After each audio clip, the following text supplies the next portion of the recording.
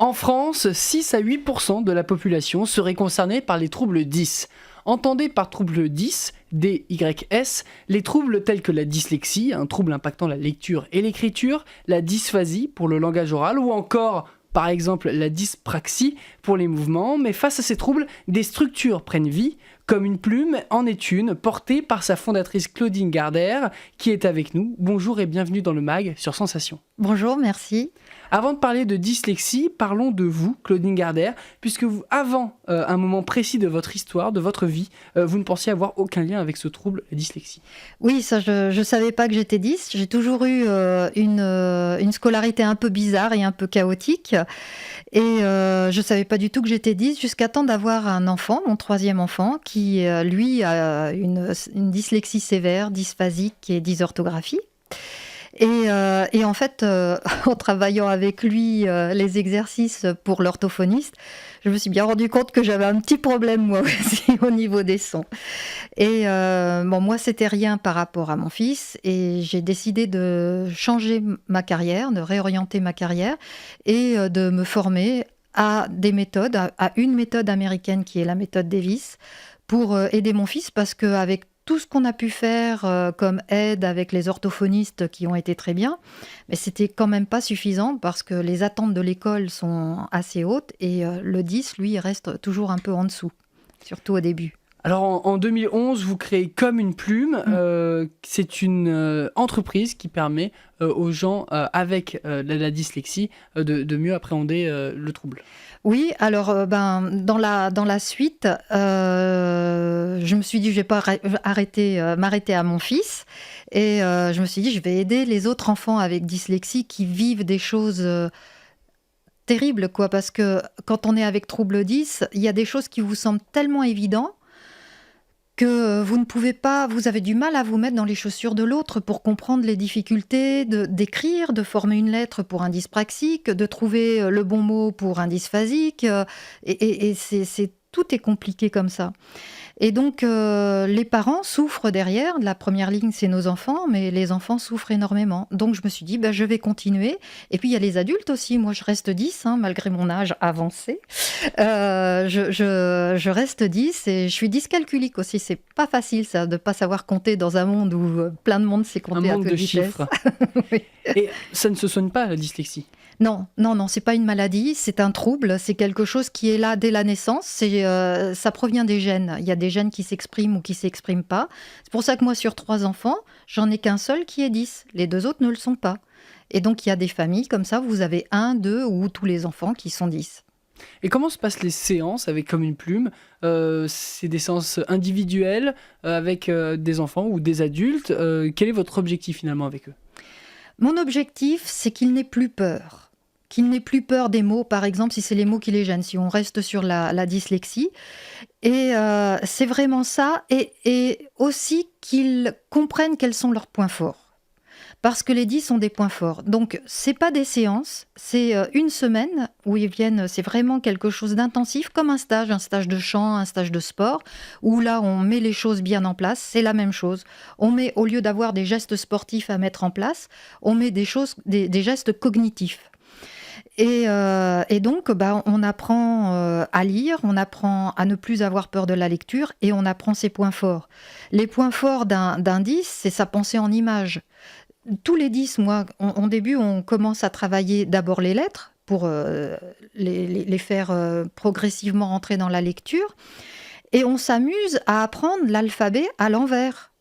Parce que comme c'est une image et pas des lettres, vous pouvez le dire à partir de Z. Et on le remonte comme ça. Et les enfants sont généralement complètement épatés de voir qu'ils ont cette possibilité-là. Et à partir de là, vous tirez tout ce qui va avec, quoi. Et la mémorisation ne devient plus un problème, par exemple.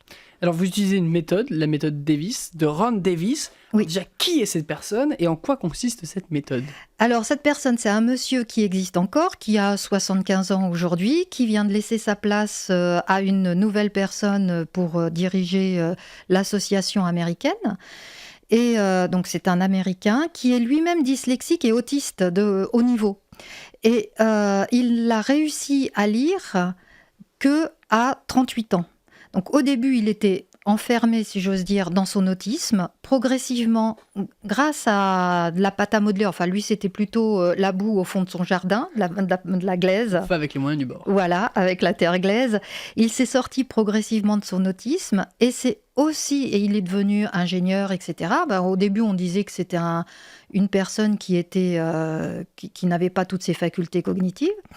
Et puis, en fait, c'est devenu quelqu'un de formidable, avec un QI extraordinaire. Et en même temps que ou après avoir été ingénieur, il est devenu aussi sculpteur. Et il s'est rendu compte que quand il sculptait, il n'arrivait pas du tout à lire. Et quand il faisait un minimum attention, qu'il n'était plus vraiment dans cette phase de créativité, là, il arrivait à lire. Et en fait, il s'est rendu compte, en réfléchissant et en travaillant sur lui-même, qu'il pouvait contrôler sa dyslexie. Et c'est ce qu'on apprend, nous, aux enfants, c'est contrôler sa dyslexie. Là, ça se voit pas, mais moi, là, je suis en train de contrôler ma dyslexie pour bien trouver les mots, pour être le plus clair possible. Mais quand je m'amuse avec d'autres, je contrôle rien du tout. Et donc, ce sont des méthodes multisensorielles, comme la pâte à modeler que vous utilisez souvent ? Oui, oui. La pâte à modeler, ça fait partie du début jusqu'à la fin de notre... c'est un outil, c'est l'outil de base. Et puis après, l'autre outil de base, c'est l'imagination des enfants. C'est vraiment ça qui fait que on va travailler après sur qu'est-ce que tu imagines ici, ton Y, tu as du mal, enfin, qu'est-ce que tu peux imaginer avec ton Y, et c'est son imagination. Vous voyez, des fois, les gens vous donnent des petits trucs, des trucs mnémotechniques. Moi, celui qu'on m'avait donné, qui m'a fait faire après, mais alors vraiment les fautes d'orthographe formidables, c'est milieu. Milieu, je l'écrivais correctement jusqu'au jour où on m'a dit, non... il faut, alors justement, on m'a dit il faut un L pour bien voir le milieu, mais moi je me suis dit non, avec un L on voit pas bien le milieu, on voit bien le milieu quand c'est 2 L et hop on coupe, et du coup j'ai mis milieu pendant des années avec 2 L. Donc quand les moyens de l'imagination ne sont pas les vôtres, ça peut être un piège. C'est très compliqué. Voilà. Pourtant, Ron Davis parle de talent, de don de la dyslexie. Comment la dyslexie peut être qualifiée de don ? Oui, ça fait drôle, parce que tous nos enfants triment et en souffrent à l'école. Parce que c'est au travers de l'imagination, au travers de cette pensée en images, que l'on peut complètement dépasser les problèmes de dyslexie. C'est-à-dire que il y a plein de petits mots qu'on apprend, on n'apprend pas leur sens. Si je vous demande quel est le sens de mais, M-A-I-S, vous allez peut-être avoir un petit peu de mal à trouver le sens. En fait, c'est une opposition avec ce qui vient d'être dit. Quand vous expliquez ça à un enfant, il va trouver un exemple. Alors, je me souviens du mien, puisque moi, comme je suis 10, il a fallu que je fasse les mots en pâte à modeler. Ces mots-là qu'on appelle les mots outils ou pour nous des mots déclencheurs.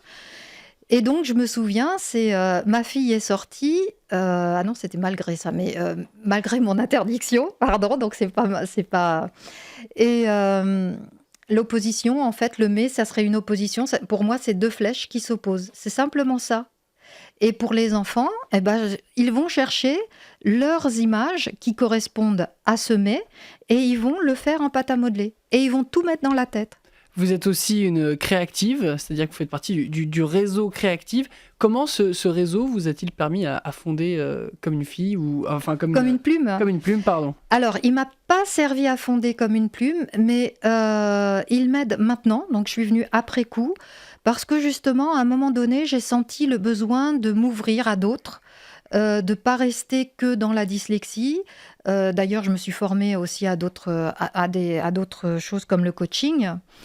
Et c'est là où j'ai ressenti, parce qu'il y a des entreprises qui viennent me voir pour parler à l'intérieur de leur siège ou autre, ce que sont les troubles 10, ce qu'est l'autisme. Et donc, je vais dans les entreprises et je vais faire de la sensibilisation. Et dans ces domaines de sensibilisation, j'ai eu besoin de partenariats. Et c'est là où j'ai fait appel au réseau de Créactive. Merci Claudine Gardère d'avoir été avec nous. Je rappelle que vous êtes la fondatrice de Comme une plume. Merci d'être venue dans le mag.